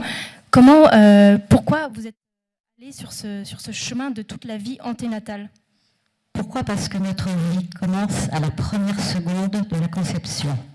Que tout ce qui va se passer pendant tout le temps de la grossesse a une importance énorme. On voit que l'enfant en 9 mois change complètement. Et il y a une croissance absolument extraordinaire. Ça, c'est le corps. Mais le psychisme, c'est la même chose. Et tout ce que l'enfant va vivre, il ne va pas le penser, il n'y a pas de pensée, mais il va sentir. Et il va le décoder d'une façon qui ne va pas toujours être à la réalité objective. Et de ce fait, il y aura forcément des blessures parce que toute vie n'est pas facile. Bon, et qu'en plus, sa façon de décoder ce qu'il ressent n'est pas toujours juste. Donc, si on ne part pas de ce qui s'est passé à partir de la conception, on va rater quelque chose de fondamental qui va avoir des répercussions pendant l'enfance, mais aussi à l'âge adulte. Justement, vous m'aviez confié quelques témoignages. Par exemple, la perte d'un jumeau in utero peut avoir des répercussions. Effectivement, il y a un certain nombre de grossesses qui commencent très normalement. Et puis, bien souvent, quelques petites pertes sanguines. Puis on n'y fait plus attention parce que tout va bien. Et puis, voilà, à l'échographie suivante, on voit qu'il y a un enfant. On ne s'est pas douté qu'il y en a eu au départ deux et que l'un a cessé de vivre. Eh bien, celui qui va survivre, qui va naître, qui va grandir, a cette sensation d'avoir perdu son double. Et on voit des enfants qui se mettent à jouer et qui ont toujours leur double qui joue avec eux. C'est assez impressionnant. Il peut y avoir aussi d'autres troubles, mais tout ce que l'enfant va sentir pendant le temps de la grossesse depuis vraiment l'instant de la conception, tout peut jouer, tout est inscrit. Vous m'aviez aussi parlé de l'angoisse qui peut être ressentie in utero par le fœtus dont la maman doit subir une amniosynthèse. Vous avez eu cette expérience? Alors oui, effectivement, on a eu plusieurs enfants qui avaient subi une amniosynthèse qui est parfois nécessaire, qui est une question de santé. Et je pense que les gynécologues ont aussi cette expérience. C'est anxiogène pour la maman. C'est très anxiogène, d'abord pour la maman, et tout ce qui est anxiété pour la maman est interprété et décodé par l'enfant comme étant un manque d'amour de la maman. Si vous voulez, depuis la conception, on est illuminé par un soleil d'amour, parce que l'instant de la conception, c'est comme ça que ça se passe. Et après, si la maman est aimante, eh ben, l'enfant continue à se sentir aimé, tout va bien. Et si la maman a un gros souci, ou une grosse fatigue, à ce moment-là, le soleil d'amour est caché provisoirement, plus ou moins partiellement, par ces nuages que sont l'angoisse, la fatigue, l'anxiété d'une maman. Et l'enfant se croit et va inscrire en lui « je ne suis pas totalement aimé, je ne suis peut-être pas une bonne personne ». Et ça, on va le retrouver. Et c'est pour ça que nous passons quelquefois plus d'une heure, quelquefois plusieurs heures, à passer au peigne fin tout ce que l'enfant a pu vivre dans le sein maternel. Alors, je voulais vous partager cette phrase de Madame Lemorton, présidente de la Commission des affaires sociales à l'Assemblée nationale, lors des débats sur le nouveau délit d'entrave dont on a parlé tout à l'heure. Elle a dit à la tribune « Un enfant n'a d'existence, même virtuelle, que s'il existe un projet parental. S'il n'y en a pas, si une grossesse n'est pas voulue, comment concevez-vous l'arrivée de cet enfant? L'enfant qu'on obligerait à naître devra certainement être suivi psychologiquement. Comment vous réagissez face à cela? Il n'y a pas d'enfants virtuels, il y a des enfants réels. Et comment je réagis à une chose comme ça? Effectivement, l'enfant peut être extrêmement blessé parce qu'il n'est pas pris en compte. C'est pas un coq à l'âne, mais je pense que c'est intéressant. J'ai connu plusieurs personnes dont la conception avait commencé en période d'allaitement de la maman. Donc la maman ne s'est pas rendue compte qu'elle était enceinte, et ceci pendant plusieurs mois. L'enfant n'a pas pu avoir effectivement conscience de lui parce que sa mère n'en avait pas conscience. Eh bien, ça a généré des troubles que l'on peut bien sûr arranger, mais ce sont des troubles très importants parce que c'est une personne qui a tout le temps l'impression de ne pas être, de ne pas exister, de ne pas valoir, etc. Donc c'est pour vous dire que tout impacte un enfant depuis l'instant de la conception. Alors vous êtes à l'origine d'un réseau de psychologues qui s'est déployé en France, qui sont formés à cet accompagnement dès la vie anténatale. Combien de psychologues sont maintenant dans ce réseau à œuvrer sur cette question importante? Alors effectivement, on s'est réunis la semaine dernière et on s'est compté parce que nous augmentons 51. Voilà, très bien. Nous avons dépassé la cinquantaine. Nous en avons 2 qui témoignent ce soir comme invité local dans même, je crois. 3. Ah, oui, c'est bien au courant. Très bien, dans nos villes, pour ceux qui se déconnectent. Absolument, c'est notre passion. Merci beaucoup, Madame Lemoine.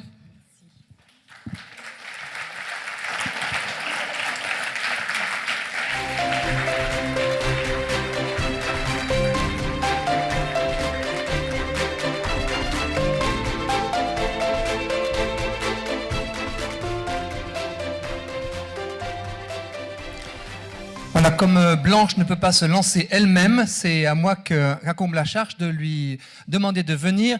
Elle est, vous le savez, directrice des études d'Alliance Vita. Elle est également docteur en pharmacie. Elle est intervenue à plusieurs reprises dans les médias et notamment dans une audition auprès de l'Office parlementaire d'évaluation des choix scientifiques et technologiques. Et on a à cœur à Alliance Vita d'être à la fois témoin de ce qu'on vit, d'être expert et puis d'avoir des convictions. Et dans le morceau de bravoure qu'on demande en fin de nos soirées, ce discours biopolitique, eh bien, je crois que Blanche est allée chercher au fond d'elle-même, et notamment de son expérience, et pas seulement de son expertise, pour parler de l'embryon. Blanche Streb.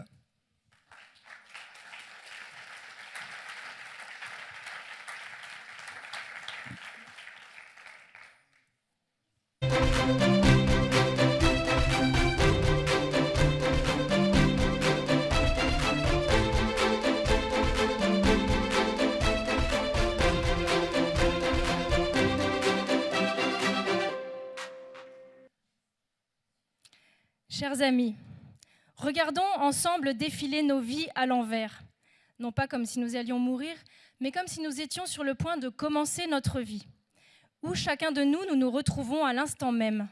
Nous nous retrouvons, pas au moment de notre naissance, mais au moment où nous n'avons été qu'une seule et unique première cellule. Oui, nous n'avons été que cela, nous avons été tout cela, une seule et unique première cellule. En seulement 9 mois, cette première cellule, la puissance de cette première cellule nous a engendré en pas moins de 10 puissance 14 cellules, 100 000 milliards de cellules, organisées dans une complexité extraordinaire. Savez-vous que depuis le jour de notre naissance, nous nous sommes tous entièrement renouvelés plusieurs fois, à part une infime part de cellules, ovules pour les femmes, neurones pour les hommes et pour les femmes, nous nous sommes donc tous entièrement renouvelés. Quelle est donc la colonne vertébrale de ce corps, le fil directeur de tout ça? Eh bien, c'est la vie elle-même. Embryon, qui es-tu?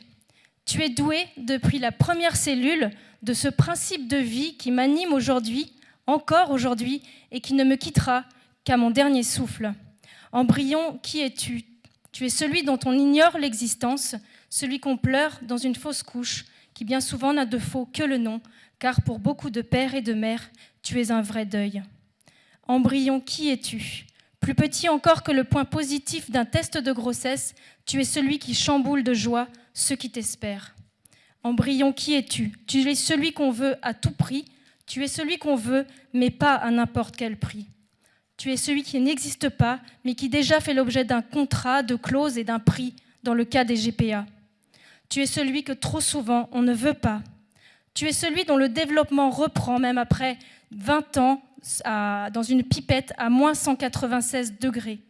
Tu es celui dont on se dispute parfois juridiquement la propriété quand tu attends, figé dans le froid, injustement privé du temps qui s'écoule pour les autres hommes. Embryon, qui es-tu? Silencieux, tu es ce cri qu'on n'entend pas, tu es celui qui jamais ne prétendra à disposer de son corps. Tu es celui qui fit dire à une femme, prix Nobel de la paix, que t'éliminer est le plus grand destructeur de la paix. Tu es celui pour qui, dans un cri du cœur et du corps, dès le premier instant, devient un autre, un demain, un avenir, un enfant tout simplement. Embryon, qui es-tu? Tu es celui qu'on veut, mais comme on veut. Tu es celui que sur la paillasse on triture, on décortique, on met en culture. Tu es celui qu'on passe au crible, diagnostic prénatal, diagnostic préimplantatoire et bientôt séquençage préimplantatoire pour tous, car du code génétique au code barre, il n'y a qu'un pas. Génétiquement parfait, c'est impossible. Qu'à cela ne tienne, modifions alors les génomes et déjà l'ère de l'embryon OGM, du bébé à la carte, se profile. Et nous, passerions-nous au travers de ces filets que nous imposons aux générations suivantes? Embryon, qui es-tu? Tu es celui qui, en l'espace d'un courrier, passe de statut de projet parental à celui de matériau de recherche, sans que rien en toi, rien de rien n'ait changé, que le seul regard posé sur toi. L'humanité avec laquelle tu es trop souvent traité abîme notre humanité. Que changer alors pour une politique qui reconnaisse l'embryon comme citoyen? C'est d'abord et avant tout notre regard et la façon dont chacun de nous répondons en conscience à cette question « Qui es-tu pour moi ?» et la manière dont nous te sortirons du silence, car qui ne dit rien se résigne et t'abandonne. Embryon, qui es-tu? La réponse à cette question, Tertullien, au IIe siècle après Jésus-Christ, déjà nous la donna, est déjà celui qui sera. Je vous remercie.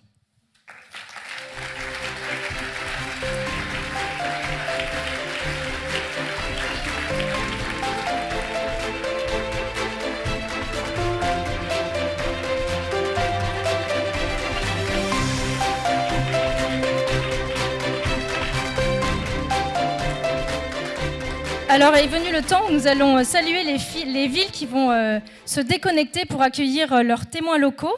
Je veux saluer, je veux vous préciser qu'il y a pas moins de 5 médecins qui témoignent ce soir, des pédiatres, des gynécologues, 6 sages-femmes, 3 psychologues du réseau de Madame Lemoine, une conseillère conjugale, 2 conseillères en aprotechnologie. Ce sont ces technologies qui cherchent à améliorer de manière naturelle, mais quand même très technique, l'infertilité de ceux qui la traversent. Il y a des parents qui vont témoigner de leur vie avec leur enfant porteur de handicap.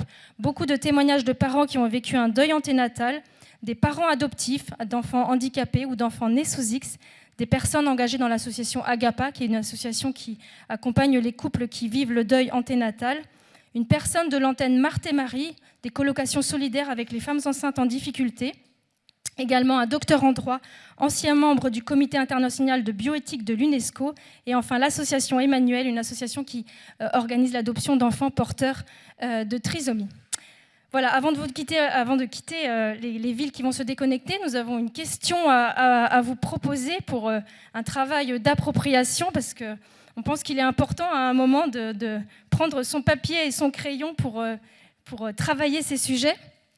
Donc on vous propose en fait d'écrire un court texte en utilisant dans cette soirée ce qui vous a touché, ce que vous avez appris et ce que vous aimeriez transmettre si vous deviez prendre la parole sur l'embryon ou sur la maternité ou sur la recherche sur l'embryon, pourquoi pas, que ce soit en famille, entre amis, entre collègues, à la radio. Qu'est-ce que vous diriez, vous, donc c'est dans vos ressorts personnels, pour contribuer à humaniser le regard que votre auditoire, la société, a sur la vie humaine à son commencement. Voilà, au revoir à ceux qui nous quittent. Et nous allons poursuivre avec la table ronde. J'invite chacune des invités de ce soir à venir s'installer.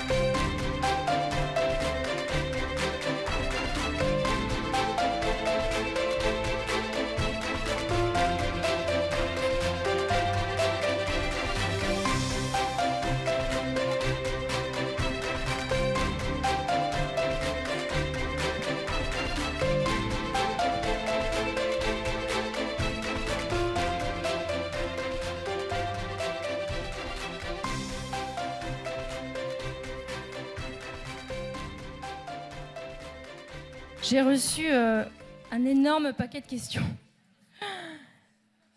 Alors, je propose la première à Delphine.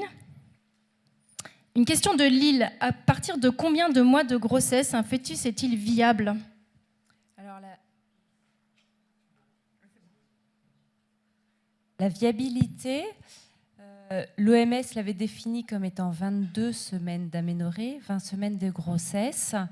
Mais si on compte la viabilité comme étant le moment où on peut, s'il y a accouchement prématuré, où on peut réanimer ce bébé pour qu'après il puisse survivre, c'est entre 24 et 26 semaines d'aménorrhée. En dessous de 24, il n'y a pas de réanimation possible. Et s'il y a un accouchement d'un enfant potentiellement vivant avant 24 semaines d'aménorrhée, il va être pris en charge en soins palliatifs.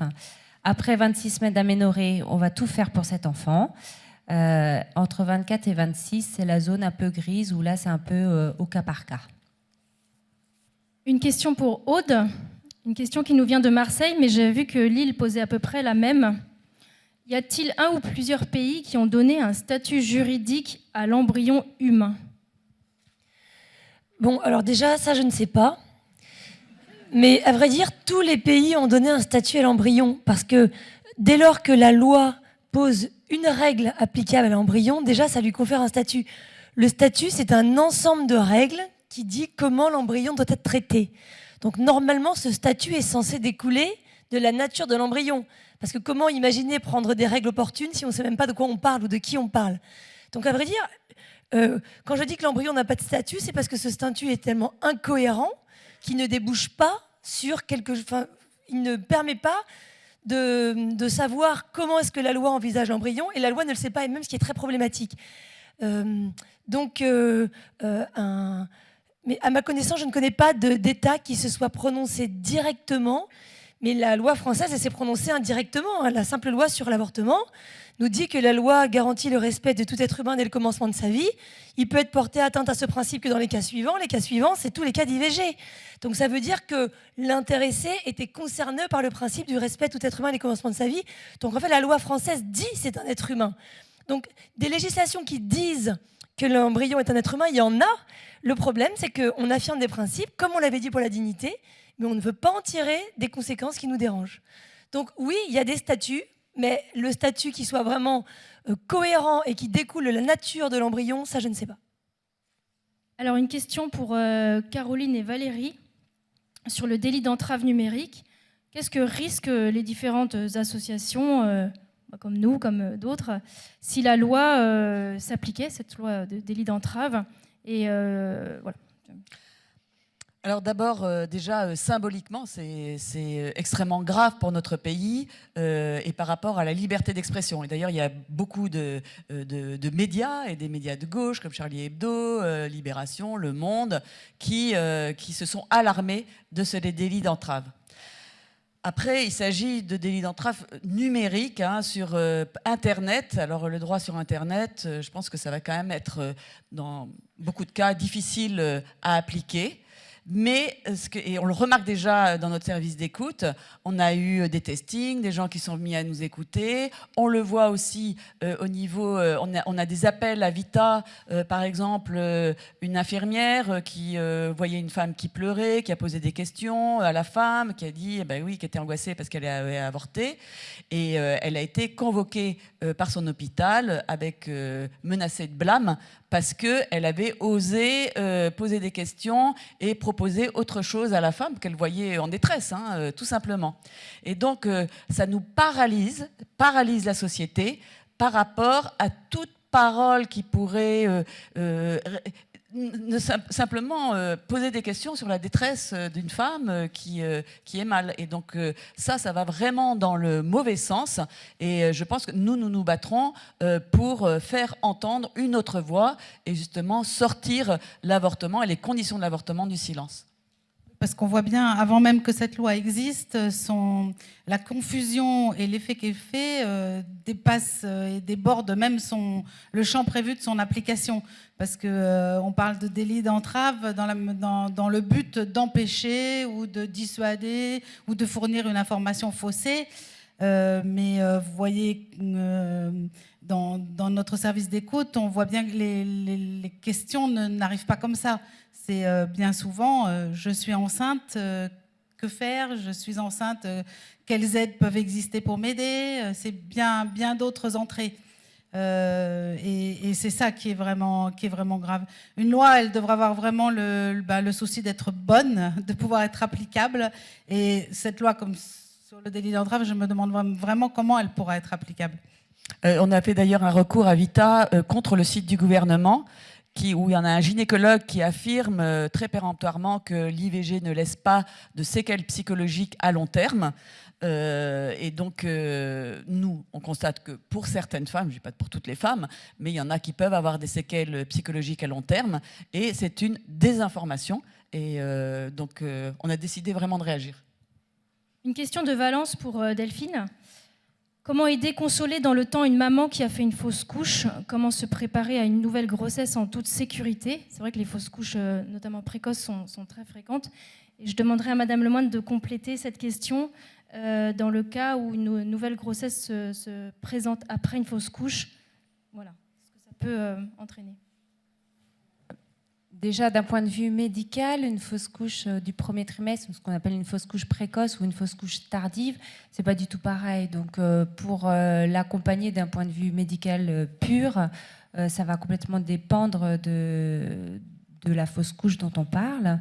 Mais sinon, pour accompagner une femme, s'il n'y a pas de cause particulière, elle va avoir besoin d'être extrêmement rassurée pendant sa grossesse après. Et c'est très souvent des femmes à qui on dit si vous êtes inquiète, venez nous voir. Tant pis s'il n'y a rien de grave, venez nous voir, passez aux urgences. On vous rassurera, on fera un coup d'échographie, on discutera avec vous, on fera le point. Si ça ne va pas, venez. Et très souvent, elles viennent, effectivement, jusqu'à ce qu'elles sentent leur bébé bouger, pour être sûres que tout va bien. Ou si elles ont fait une fausse couche un peu tardive, elles viennent dès qu'elles ont une contraction ou une goutte de sang. Voilà, on les voit débouler assez facilement et on reste très ouvert à cette façon de venir un peu spontanément pour pouvoir les rassurer. Voilà, elles ont besoin de voir que l'équipe est là, que tout se passe bien, qu'on les accueille et qu'on les juge pas dans cette anxiété. On peut aussi leur proposer, bien sûr, d'être suivis par la psychologue du service. Et puis voilà, leur expliquer aussi qu'il faut qu'elles se fassent confiance parce que ce qui s'est passé une fois ne va pas forcément se reproduire et donc qu'il y a encore quand même beaucoup d'espoir pour que tout se passe bien. De mon point de vue de psychologue, d'une part, très important justement de rassurer la maman, de l'accompagner plus particulièrement parce que plus elle va être détendue, mieux ce sera pour le bébé. Pour le bébé, il faudra lui dire, quand il sera encore petit, puis lui répéter un peu plus tard, qu'avant lui, un autre enfant avait commencé à vivre, que ce n'est de la faute de personne s'il n'a pas pu continuer. Je vous dis ça pourquoi? Parce que il est arrivé qu'une personne, c'était même une adulte, rêvait tout le temps, la nuit, ses cauchemars, c'était elle tombait dans un cercueil. Jusqu'au jour où on a pu comprendre ce qui s'était passé, elle a été conçue après une fausse couche. Et il a suffi de décoder ce qu'elle n'avait pas pu décoder, mais qui avait bien été enregistré pendant le temps de la grossesse pour que ces cauchemars cessent. Observer aussi ce genre de choses pour des grossesses qui ont lieu après des IMG ou des IVG? Pour des grossesses qui ont lieu après des IVG, il arrive que les enfants qui ont des antennes le sentent et qu'on soit obligé de le dire. Ça nous est arrivé un certain nombre de fois. Évidemment, c'est extrêmement délicat. Il faut l'accord de la maman. Ce sont des situations qui se présentent, oui. Le dire apporte des chemins de guérison, finalement? Le dire la réalité, dire la vérité, la dire le plus possible dans l'amour, c'est ça le chemin de guérison. Tout ce qui est caché est toxique. Une question pour Caroline qui nous vient de Marseille. Est-ce que de confirmer en fait cette phrase que tu as dit, on peut avorter jusqu'à la naissance d'un enfant handicapé? Il y a des personnes qui le découvrent. Est-ce que c'est vrai? Oui, c'est vrai. C'est vrai. C'est vrai en France.